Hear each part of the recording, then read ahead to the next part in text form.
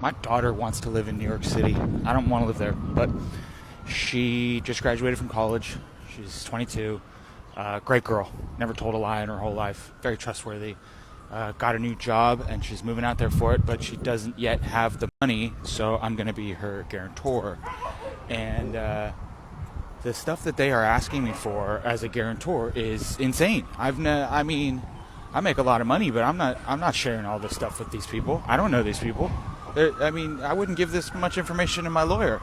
You know, if I wanted to buy a house in my hometown for $5 million, I wouldn't need to prove this much money. And she's just trying to get a studio apartment. I'm not doing it. I'm not. Hey, Dad. I'm a licensed real estate agent in New York State. I live and Welcome to New York. work in Manhattan.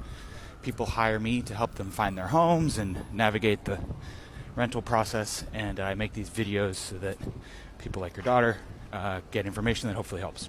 First of all, I empathize with you. You are right. The approval process for guarantors in New York City is ridiculous and borderline offensive and definitely invasive. The good news is you don't have to do it, but the bad news is if you want your daughter to get the apartment, you do.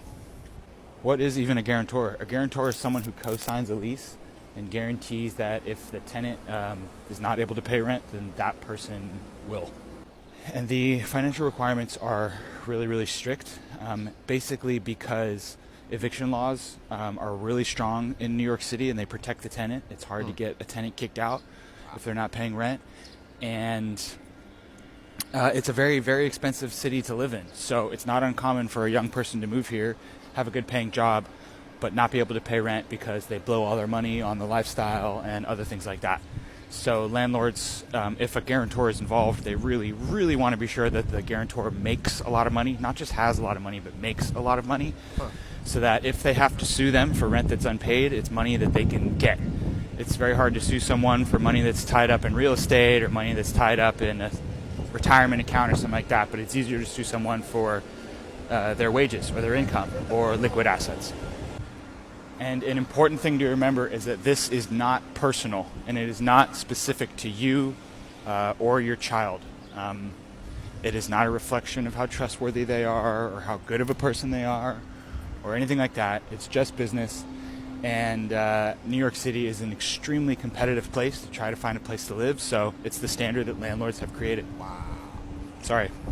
Wow. All right, so how do you prove that you make all that money? You're going to have to show that you make 80 times the rent in a year. So if your kid wants a $4,000 apartment, you need to prove that you make $320,000 a year. How do you?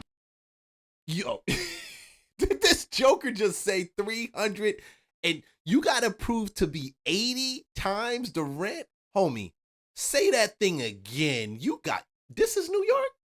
This what y'all do? Year. So if your kid wants a $4,000 apartment, you need to prove that you make $320,000 a year. How do you do that? The first thing a landlord's going to want to see is your tax returns. Now, what I hear a lot, especially from very, very wealthy parents, is See, some of y'all been complaining about, oh, they got to show we got to make 3 times the amount of rent, 4 times the amount of rent. New York, the guarantors got, first of all, y'all need guarantors. That's insane to me. It's insane. Imagine every person in Atlanta that I've even rented places out to, that some of y'all in Atlanta, y'all speak up, y'all know. Leave a comment if you know this about New York. A boy from Philly down in Atlanta, I never rented a place in New York, so I didn't know. You know, I rented in Philly, but never had to deal with this. New York, I need 80 times and the guarantor has to show that? That's insane. That's crazy. That's the reason why y'all can't complain when y'all live in like Atlanta, some of these other places. We don't even have to put up with some of the stuff that these guys got to put up with. That's crazy. that they do not want to share their tax returns. America's a special place, and really, really rich people don't pay taxes. So it stands to reason that a lot of them don't want to show how little they pay in taxes. And I'm going to pause this because I hear y'all screaming out there. They don't pay taxes. They need to pay taxes. Listen, bro, the tax law has always been incentivized for building. And that's why I tell people this is the best time to actually build between AI and all this other stuff on out here. If you are self-employed or own your own business, then you're going to need a signed and dated letter from a CPA. And that letter is going to state who you are, how much money you make, how much money you made last year, how you make your money, and how much money you're going to be making this year. And if it's signed by a CPA, they're putting their credibility and career on the line. They're not allowed to lie with stuff like that, so that will be considered official. In addition to all that, you're going to need to show bank statements. What they want to see is a lot of money that you can get to very quickly. So that's going to be a checking account or a simple savings account that has a ton of money in it, like at least a year's worth of rent in it. What they saying is y'all can't finesse. Y'all can't finesse. Atlanta's different because y'all can finesse this, and y'all have been doing it. Not y'all, not you, but they out here doing it. I'm telling you, they are. They finessing it from everything from fake bank stubs to fake check stuff. Well, bank statements and check stubs. Yeah, fake stuff. They finessing it. They trying to prevent people from finessing it, but I think at the same time, y'all need to stop. They need to stop leaning this rental law or however they do for real estate towards owners or even towards renter. It just needs to be fair. Why can't it just be fair between owners and renters? Not everybody will act right. That renters will act right and the owners will act right. You can't make it lean towards one particular party, one particular group. Obviously, they're going to need identification, driver's license, passport, something that's not expired that says you are who you say you are, and they also are going to need your social security number. And at this point is usually when parents are like, no, I don't know you, I don't trust you, I'm not going to give you all of my identifying information plus my social security number so that you can steal my identity and rip me off. That's a valid concern. This is a part where it helps you to hire a broker and have a contract that says that they work for you. It's an agency disclosure form. If you hire a broker and they work for you, they have legal responsibilities to protect your financial interests, your confidentiality. They have loyalty obligations, fiduciary obligations. So ideally, you're not just sending all this stuff to someone that you haven't even engaged to work for you.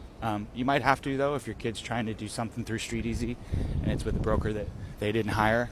And ultimately, any landlord is going to need all this information, and you probably don't know or trust the landlord, but again, welcome to New York. Wow. So, yeah, I feel for you, Mom and Dad. It's totally ridiculous. If you've never lived in New York City, you're going to think this is bullshit. If you don't like New York City, you're really going to be reticent to do this for your kid. That's between you and your kid.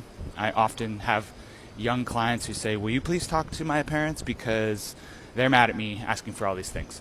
Or I'll talk to guarantor parents who are like, I don't want my kid to know all this stuff about me. Like, they know that daddy has money, but I don't want them to know how much money daddy has. So that's, again, if you hire a broker, they have confidentiality requirements. They can keep those streams of communication separate. But unfortunately, you have to know that this is all real. And it's so brutal because a lot of young people come to this city and quickly blow all their money and default on rent. So the guarantor has to step up. So if you trust your kid, then it's a day or two of annoying paperwork, but then you'll never have to deal with it again. If you don't trust your kid and you feel like you're being put on the hook and you're liable, that might be a whole different conversation, which is out of my pay grade. So, yeah, it sucks, but it's not personal, and small price to pay for your child's happiness. Am I right? Okay. Good luck out there. Okay, bye. Hell no. How many of you would actually do that for your kid? How many of you would actually turn around and do something like that for your child? Would you sign as a guarantor on something for your child like that? I just couldn't do it. I just couldn't do it because I know kids are the way they are. If they have that money and they're blowing it, doing on all these other things, they will not pay their rent. They won't do what they're supposed to do. They won't. And then I got to come through and pay it for them. This is the time personally where you learn personal responsibility. All you parents that want to get out there and always sign these things for your kids, and whether you got the ability to do it or not, and I know a lot of black parents out there who turn around and say, I want my kids to live a better life than mine. You got to realize you got what you got because your life wasn't perfect. You got what you got because your life had some challenges to it, had some stretch. You had to do certain things. You had to be uncomfortable for a certain period of time in order to be able to do what you do. Dude, I'm telling you, they need that same level of stretch in order to be the way that you want them to be. They don't need it to be easy. And they don't, granted, I'm not saying you make it where it's abnormally hard for them too, or you have some type of thing that you generically put together. They're not pledging a fraternity or sorority, man. Get out of here. Oh no. They're your kids. So at the end of the day, and this is just me, 20 years married, 4 children, three actual children, and 1 adopted child, 1 foster child. I'm telling you, you can't give them what they want. You got to give them what they need. And what they need sometimes is to be stretched out. That's what they need. They need to step into that situation, feel the pressure of the stretch in it, and how much. Let them think, let them try to pivot, let them hear from God, let them develop a spiritual relationship. And then from there, they're going to experience what they have to experience. And I truly believe that God will just naturally have them flow in the way that he needs them to flow. Yeah, it's children out here that get lost, but if you're a parent, man, and you've installed some level of foundation into them, you're going to be all right. You plant the seed, let God, you plant the seed, you plant, you water, and let God bring the increase, y'all. Let's rock.